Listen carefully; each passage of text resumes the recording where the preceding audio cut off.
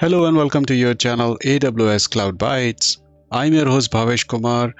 Today we are going to run through basics of CloudFormation template. This is 101 simplifying infrastructure development using CloudFormation. Let's look at the objectives. Introduction to CloudFormation, create a CloudFormation stack, update the CloudFormation stack, delete the CloudFormation stack. It's lab time now.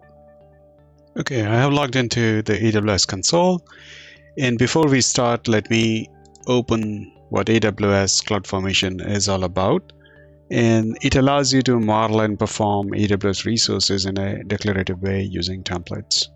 So instead of manually creating and configuring individual resources such as EC2 instances, load balancers, databases, or any other resource on AWS, CloudFormation enables you to define the entire infrastructure in code. You can use JSON or YAML templates. So if I scroll on this, you can see how it works. Primarily, this is a JSON representation, and this is a YAML representation of a simple template. You can see there is a version, there's a description about the template, and it is giving you a section for resources.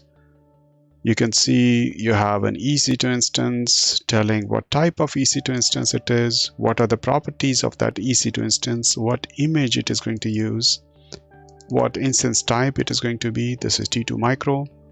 Same representation can be done in YAML, which is a different format than JSON, but this is more concise as it doesn't care about these braces.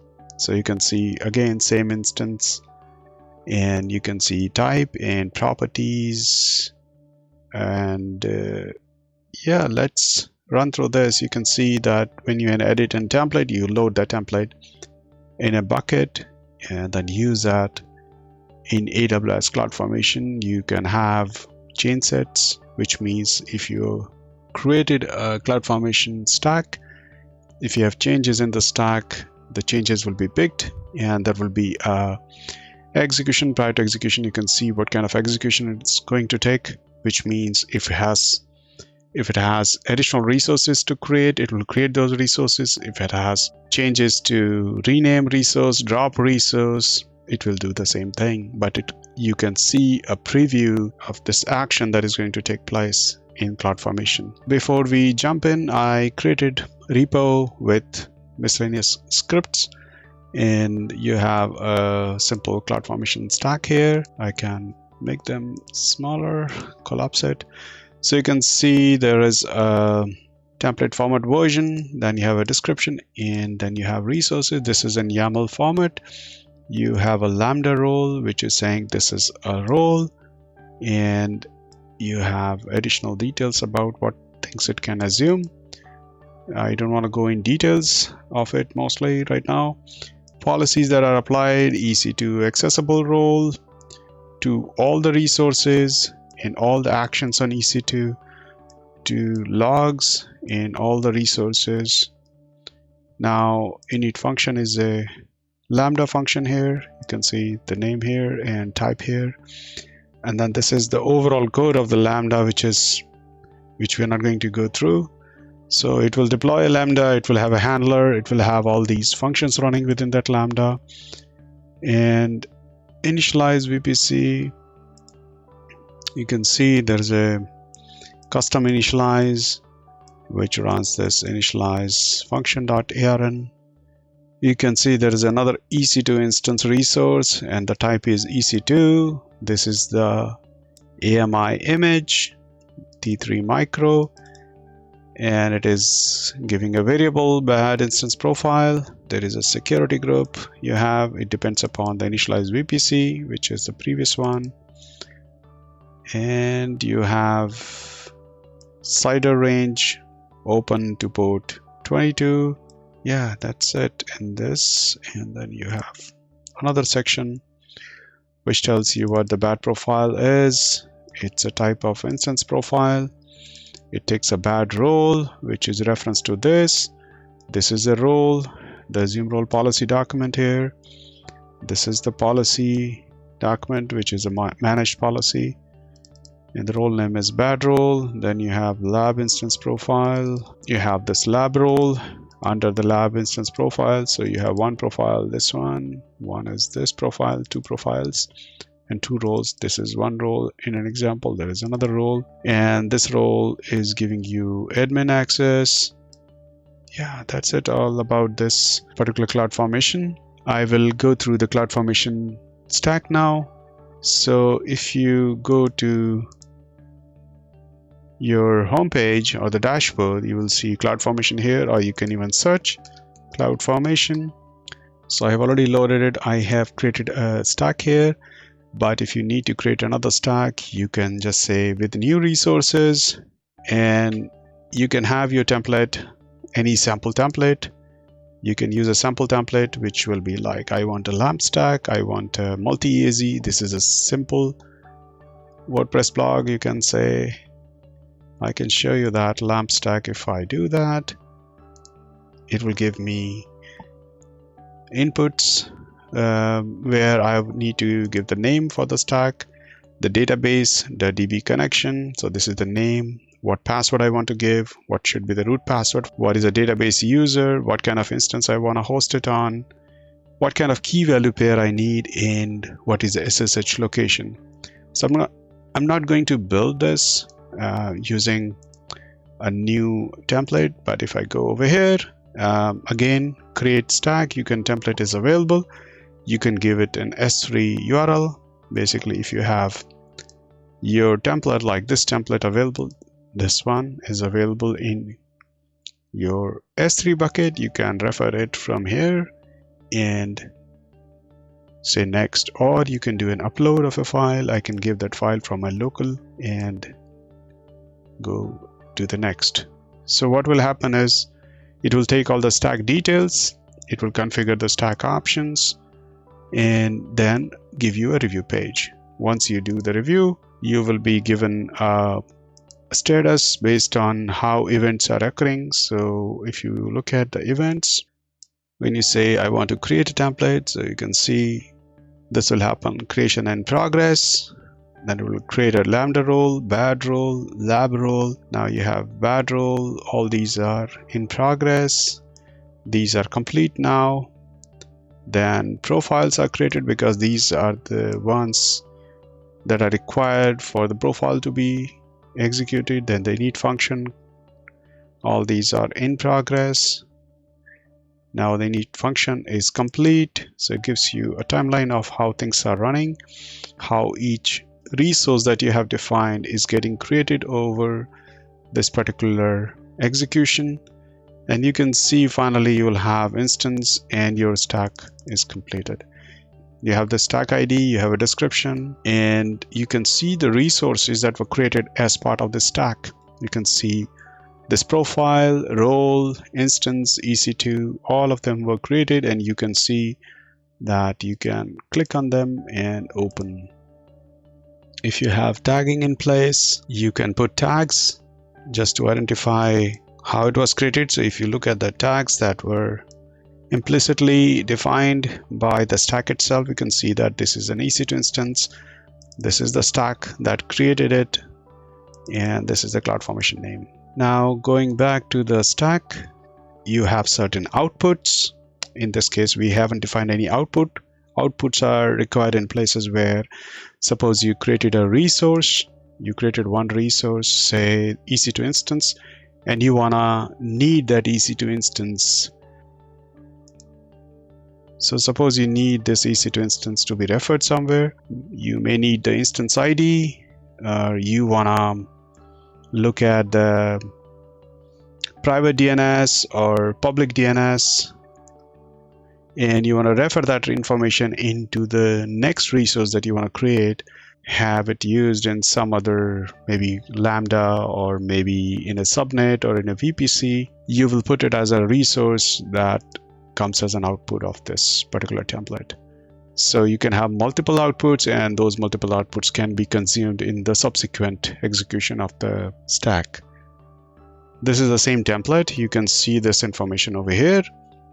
You can actually view this in a designer, which gives you a beautiful graphical interface to show what all things are going to be created. Let me see if I can make it smaller. Okay, you can see this is graphically representing what all resources are going to be created as part of this template. You can go and edit this template over here itself. And this one is this checkbox over here tells you that you can validate as well as you can download this. Yeah, that is it for the initial description of this particular CloudFormation template. Let's do some changes to the stack. We already have the stack. There are 3 ways you can update the stack. You can replace the current template, which is if you want to rewrite, you want to have a different stack altogether. If you want to do some updates, you can upload a new template. You can use the current template and rerun the stack, or you can edit the template in Designer. We are going to choose Edit in Designer. We can just start with View in Designer. Click on this button to bring this in the view. In the template, let's see EC2. So we are going to do some changes in EC2. I'm going to change this T3 Micro to T3 Nano. And you can see that it says there is a refresh required to update the picture. And as soon as I refreshed, it is in sync with the designer. So anytime you do a change, this is out of sync. You can click this button to be in sync. So we changed the 106 line number, 111 line number, and okay, lab instance profile. So I'm going to change the profile. I'll copy this lab instance profile and see where the bad instance profile is being used. Make it bigger.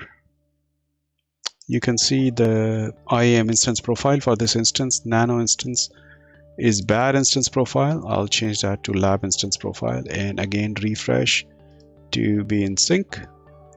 So you can see that there is an arrow that came up as soon as I changed. That arrow changed.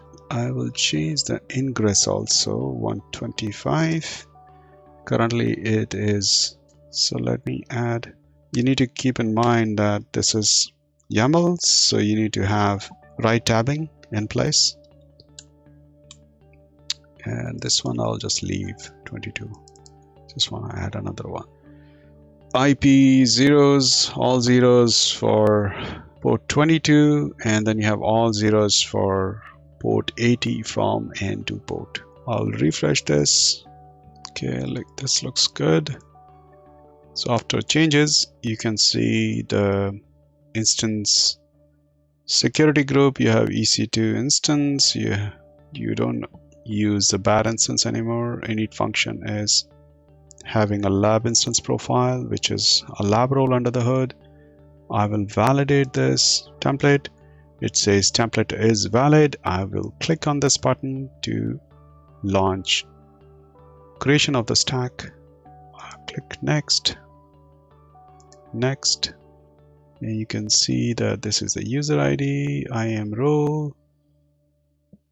Next. This is your review page. It is generating a change set. It is saying replacement.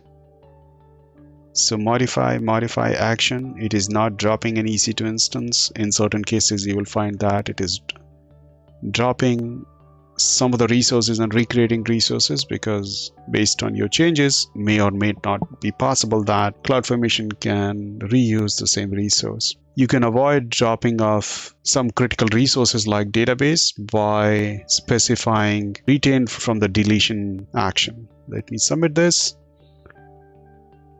I need to acknowledge the change and submit this.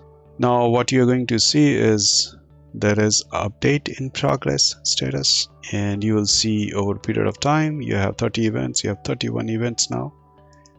This update on stack is happening. The good thing about CloudFormation is, as compared to Terraform, Terraform manages its state outside this.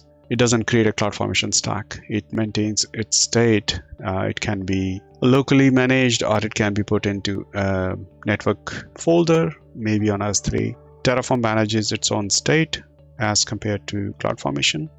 So it doesn't create a CloudFormation template or CloudFormation stack. You won't be able to see anything generated in CloudFormation when you use Terraform. You can see there are a couple of events that were added.